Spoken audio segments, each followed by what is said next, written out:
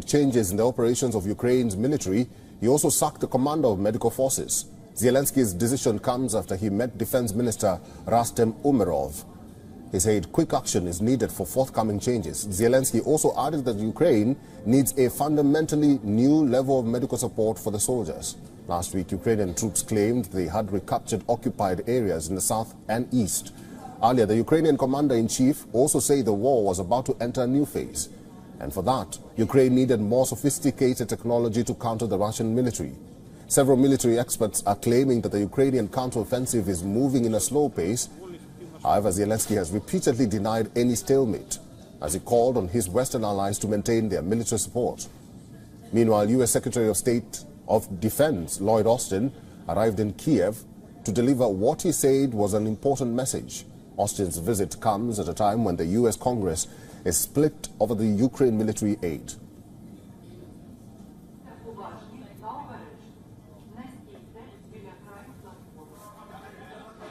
Moscow has loaded an intercontinental ballistic missile equipped with the nuclear-capable Avangard hypersonic glide vehicle into a launch silo in southern Russia. Now, the video on the wall, which we'll show you shortly, it shows Russia's ballistic missile being transported to the launch silo. Take a look at this one. Now, the ICBM equipped with the nuclear-capable Avangard hypersonic glide vehicle warhead was slowly raised into vertical position and then lowered into a shaft. Now, the video broadcast by the Russian Defense Ministry was said to be shot at the Domborovsky missile base in the Orenburg region near Kazakhstan. It is said to be the same Orenburg facility where Russia installed its first Avangard-equipped missile back in 2019. That is the region right there. Now, let me further explain to you how Russia's Avangard warhead works. Now, the Avangard is carried on RS-18A, the intercontinental ballistic missile, and the warhead is carried to a suborbital altitude of around 100 kilometers by the carrier missile. That is the range where it reaches. As soon as the missile approaches its target, the Avangard glide vehicle detaches from the rocket and it then maneuvers outside the trajectory of the rocket, like a typical hypersonic missile would. And it constantly alters its trajectory, making it very difficult to intercept. Now, the warhead accelerates at supersonic speeds, and this means it can travel up to 27 times the speed of sound. Basically, the Avangard warhead can reach speeds of up to 32,000 kilometers per hour, to give you better perspective of that. Now, the warhead has a range of over 6,000 kilometers. It weighs approximately 2,000 kilograms with either a 2 megaton nuclear or conventional high explosive warhead. Now, Russia's Avangard warhead is also one of the 6 invincible weapons unveiled by Russian President Vladimir Putin in 2018. Now, if we go further back in time, Russian research into hypersonic warheads began under the Soviet Union in the 1980s, which was expanded in the mid-1990s with the designation Project 4202. Ironically, further development was delayed because of Russia's 2014 military invasion of Ukraine, as critical components for the HGVs control systems were of Ukrainian design and manufacture. Now, this forced Russia to launch research and development into a replacement. And the re-engineered Avangard HGV was test-fired in December 2018. It was fitted to SS-19, intercontinental ballistic missile, which carried it more than 6,000 kilometers. And now, Russia has the Avangard warhead being carried on the RS-18A, intercontinental ballistic missile, which it has placed into a launch silo in southern Russia. Now, the fact that this video was released by the Russian Defense Ministry, it is a clear message going out to all of Russia's adversaries that it is not backing off and it is very much preparing for all that is in store. And the Russia-Ukraine war is, of course, continuing. We will be tracking all the developments right here on World DNA. Moving on to Russia, Moscow's rocket forces loaded an intercontinental ballistic missile into a launch silo in southern Russia. This ICBM, however, is no ordinary weapon. It is equipped with a nuclear-capable Avangard hypersonic glide vehicle. The missile was transported to a launch silo in Orenburg region near Kazakhstan.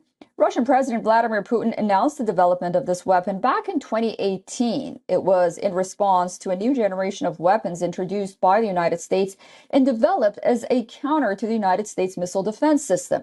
Russia installed its first avant-garde equipped missile in 2019 at the same Orenburg facility. But how does this missile exactly work? Well, as soon as the missile approaches its target, the avant-garde glide vehicle detaches from the rocket. It is then maneuvered outside the trajectory of the rocket at supersonic speed. That means it can travel up to 27 times the speed of sound towards its target. Such missiles are thus harder for missile defenses to intercept. The development comes at a time when the world is witnessing a steady disintegration of arms control treaties signed by nuclear powers to reduce the arms race triggered by the Cold War. But now Russia, US, and China are developing a new range of weapons without checks. The hypersonic weapons serves to only increase the fears of nuclear warfare.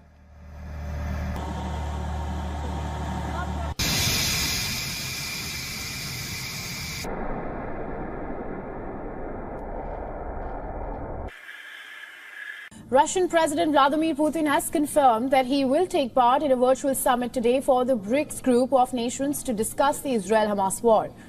Now, the meeting will be chaired by South African President Cyril Ramaphosa.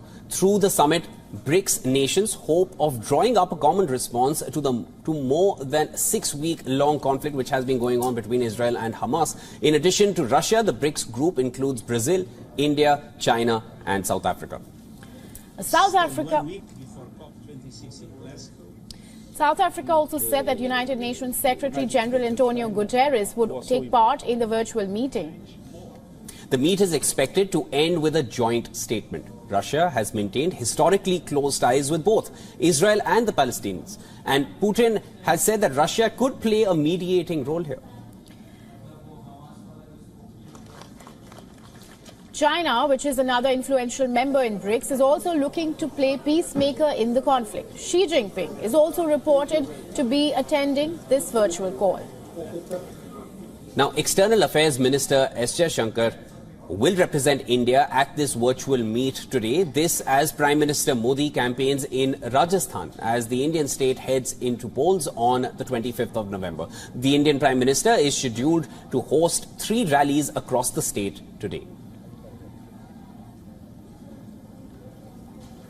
Ramaphosa will also be hosting diplomats from Muslim-majority nations across the world to ramp up support for ceasefire. And the BRICS meeting comes days after leaders from the APEC group, which includes China, United States, failed to agree on a joint response to the war. Now, China and Muslim-majority nations want an immediate ceasefire on which US and the West is dragging its feet. Focus now. The war in Ukraine faces a second winter. The Ukrainian troops claim they are holding the defensive lines in the contested town of Avdiivka amid the continuous Russian shelling and airstrikes, as military analysts claim that the Ukrainian counteroffensive seems to have run out of steam. In the latest, Russia launched several waves of drone attacks on Kyiv. Ukrainian Air Force says defense systems destroyed 15 of the 20 Russia-launched Shahed kamikaze drones. Earlier, the Ukrainian President Volodymyr Zelensky said that Russian drones hit infrastructure facilities in Ukraine that caused power outages in more than 400 towns and villages. За минулу ніч у нашому небі були знищені майже 30 шахедів. Я дякую всім воїнам мобільних вогневих груп, авіації наших повітряних сил та зенітним ракетним військам. Ваша влучність, хлопці, це буквально життя для України. Чим ближче до зими, тим більше буде російських намагань зробити удари потужніше. The mud season in Ukraine makes it hard for any serious advances until spring. Russian forces have lost a significant number of personnel. However, their ability to hold the defense lines has shown that they have learned to adapt to the Western technology and weapons. Earlier, German Defense Minister admitted that the EU may not meet its goal of providing Ukraine with 1 million artillery shells and rockets by March. This means the Russian side is already leading in the tactic of shelling. Meanwhile, despite the Western sanctions, the Russian economy is doing well. According to reports, Russia's GDP is likely to grow by 2 to 3% this year. The sanctions were not a failure, but it may have provided less impact than hoped. Now, the other reason to make the Russian President Vladimir Putin happy is the continuous growing number of Russians volunteering to fight in Ukraine.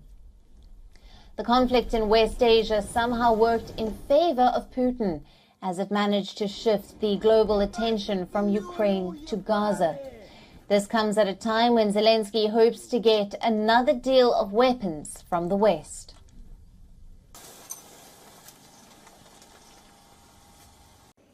U.S. Secretary of Defense Lloyd Austin announced $100 million in new military aid to Ukraine during an unannounced visit to Kyiv on Monday, pledging long-term American support amid growing concerns about the sustainability of a vital U.S. assistance. Now, how inclined is U.S. to continue its support for Ukraine, keeping rhetoric aside? To discuss matters further, we're being joined by Mr. Scott Lucas, Professor of International Politics at Clinton Institute, University College, Dublin. Welcome to WION, sir. Thank you so much for having me here. Professor, keeping the Ukrainian rhetoric aside from the US side, as per you, is US in or is US out? Well, the Biden administration, and indeed much of the international community, are still all in with defense of Ukraine against what is now a 21-month Russian invasion. We could talk about the sustained support, first of all, for Ukraine's defense, including air defense, which has helped enable the country survive the initial Russian onslaught, Vladimir Putin's food war, Vladimir Putin's energy war. We could talk about the assistance to try to help Ukraine liberate territory, such as the provision of armored vehicles, such as the impending provision of warplanes, including the U.S. F-16 fighter jets. And we can talk about the financial and economic assistance so that Ukraine's government can keep operating and providing public services. What complicates this is that in the U.S. there's a very small but very loud group of politicians, hard-right Republicans and Trumpists, who are trying to block any further U.S. aid to Ukraine. They are largely in the House of Representatives, the lower house of Congress. But because of the nature of the U.S. system, they were able, as a small group, to block the Biden administration's approach at the end of September for authorizing up to another $60 billion in military, financial, and economic assistance in forthcoming months. The Biden administration is trying again with the U.S. House, but we still have this small group of Republicans and Trumpists who are effectively holding U.S. aid hostage. But I would say that it needs to be very clear, this small group of politicians does not represent the majority of American legislators. It does not represent the Biden administration. I don't think it represents most of American public opinion. What will change the situation, and what will change it significantly, at least for the Americans, is if, as an outcome of the 2024 presidential election, a guy you might know named Donald Trump wins.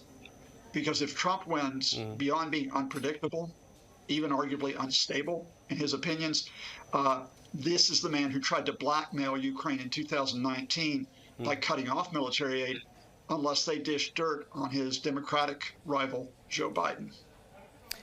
Now, Professor, there is the Presidential Drawdown Authority, the PDA, which is left with about $5.4 billion US, which the president can dip into and aid Ukraine with.